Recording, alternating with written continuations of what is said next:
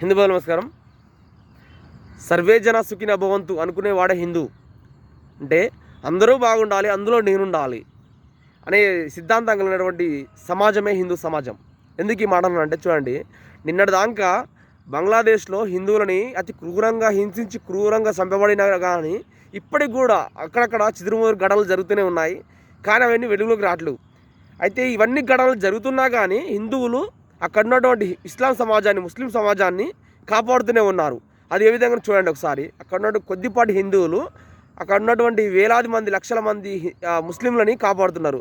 అది ఏ విధంగానంటే, నిన్న మొన్న భారీ వర్షాలకి పెద్ద పెద్ద వరదలు వచ్చి ఇల్లు లేకుండా, వాకిలు లేకుండా కొంతమంది బయట తిరుగుతుంటుంటే వాళ్ళకి హక్కును చేర్చుకొనేసి ఇస్కాన్ టెంపుల్, ఈ ఇస్కాన్ టెంపుల్ని మనకు జరిగినటువంటి గణనాల్లో కూల్చేసిరు అనమాట.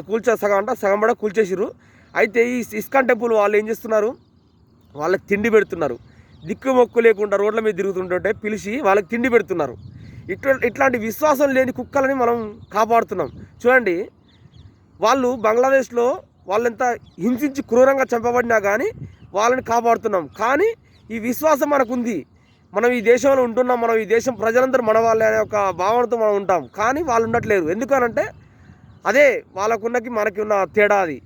కాబట్టి హిందూ సమాజమా, హిందువులందరూ ఇప్పటికైనా ఐక్యంగా ఉంటేనే మన బలం అనేది ఏందనేది అవతల వాళ్ళకి తెలుస్తుంది. మనం ఎవరిని కొట్టనవసరం లేదు. కానీ మనకి తోటి వాడికి ఆపదన్నప్పుడు వాడెమ్మటే వారికి అండగా నిలబడితేనే మన బలం అనేది నిరూపించబడుతుంది.